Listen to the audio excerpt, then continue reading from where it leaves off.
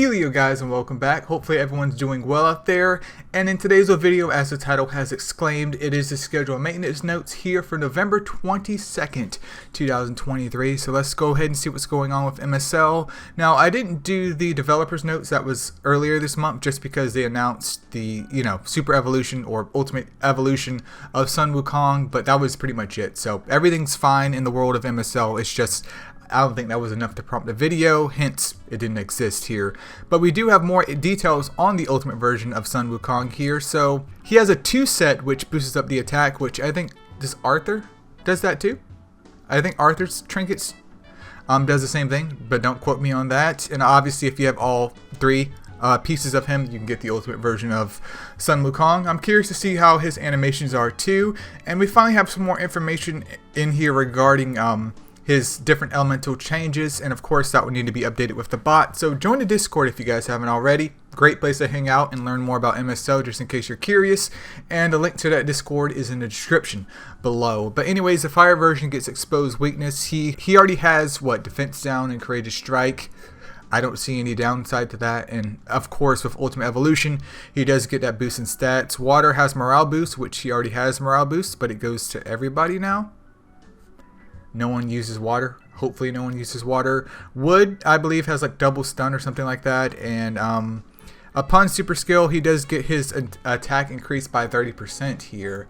Actually, let me slide over here to the bot and we can actually see what's going on here. So if I type in Sun Wukong, all of those will populate. So Wood one has, it's not stun, it's double defense down.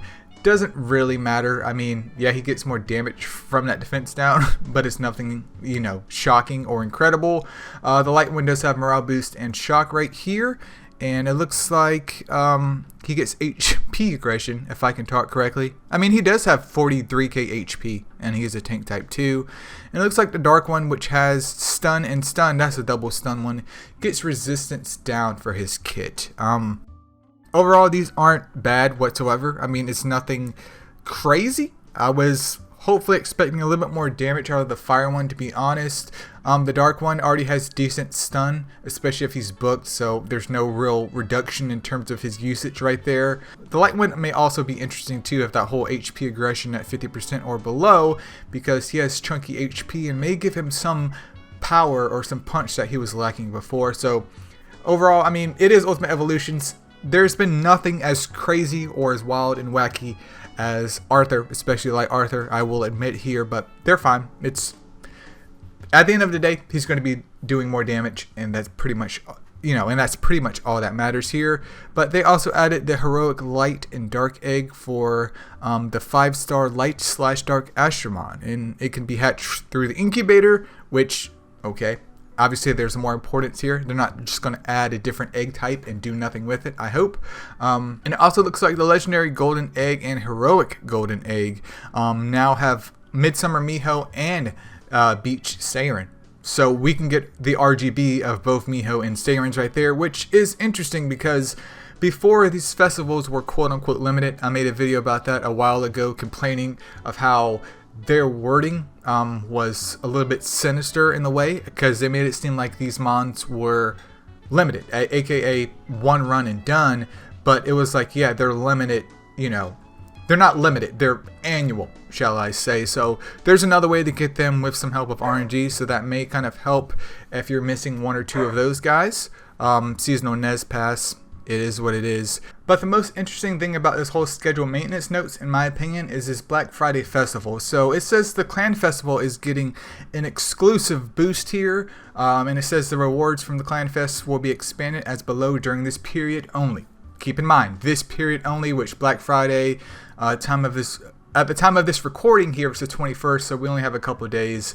So what it says here is that 300 heroic essence collected, aka the more summons that you do here, you're guaranteed the heroic golden egg, which is standard for Clanfest, at the 1st and 3rd egg reward, and then from 300 more heroic essence. What you would get at the 4th egg isn't another golden egg, it's actually that high light and dark egg where you're guaranteed a 5-star. So I think that's cool.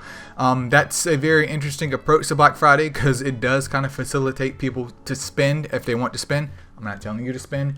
I have plenty of Astro Gems stocked up just for this occasion here, but you know, that's an incentive to get people to spend, so I understand why they're doing it. And if you have those gems available already, or if you haven't slimed this week and you need to get some gems going, get it going, man.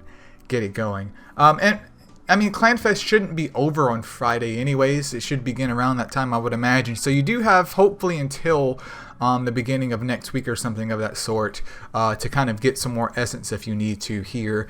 And then, you know, the Heroic Golden Egg can be obtained from the Clan Quality / Common Gift box occasionally. And then also Midsummer and Seirin will be included inside those as well.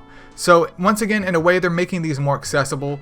I don't have too much problems with that. It's just that, you know, if I end up pulling like a wood Midsummer Miho, which is fine, but I already have her at Evo 3 and the other one's at Evo 3, I'm going to be like, wow, I wish I got something else. But chances are I probably will never see them anyways, knowing my luck. But the real takeaway from here is this is something that my good old boy over here on Discord brought up. So join the Discord if you guys haven't already. His name is William CW. He brought up a good point though, is that they're dropping this. This is super beneficial, especially for people in already established clans. Like I'm in 2 different clans on both of my accounts, and we have a decent turnaround of people here. But what happens to the people that aren't in super active clans? Because I think, don't quote me on it, but if you're in clan versus clan currently, there's a chance you may not be able to leave that clan and kind of hop over to a more popular clan in order to get those rewards, because that 4th reward is pretty chunky, and for a lot of newer players out there, it's a bit difficult to get to if you're in a clan basically full of newbies because you guys have no Astro Gems. So if you are in that whole scenario here, I advise you, especially if you guys don't have Facebook or something, make an account and just join like the main MSL hub and hopefully look for a clan there. I mean, you could join possibly a clan, you know, in my Discord, but I'm part of a different clan, so I have no reign or control over that. So if you do have the opportunity to leave a more so dead clan, I would advise you to do that ASAP. Forget the rewards at the end of the week if you want.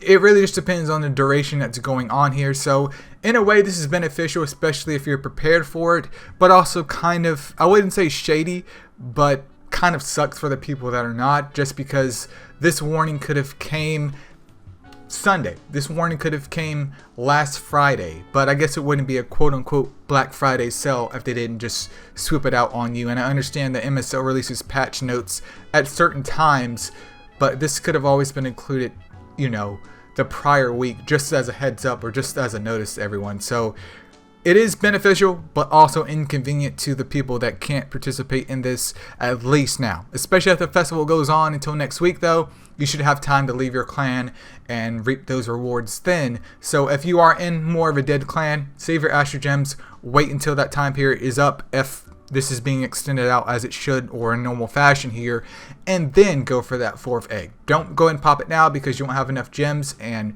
yeah, so I think it's beneficial. It's just the timing up here isn't my favorite for the people that can't really get the benefit of that 4th reward, because you may hit the 1st or 2nd, but I'm going to stop beating that dead horse here. Superstone material drops event, that's pretty cool, but it starts in December. Autumn theme of September, replacing Halloween. Exclusive trinket chance up. Doesn't matter. I never summon for trinkets anyways. I know, shocking, right? Why do I only have like 2 Ultimate Evo Mons? We don't talk about that. Exclusive packs for the festival here. Black Friday, you do get some tickets and a 4 to 5 star skill book. I mean, it is what it is. Gold, you can farm out gold, energy, you can stockpile that or get that from your Astro Gems. Light and Dark Venus is back. Dark Venus is still a wonderful Astromon to have. I wouldn't say she's like mandatory, because what is it, Light Baby Shark also exists, even though he's free and he's the light version of it.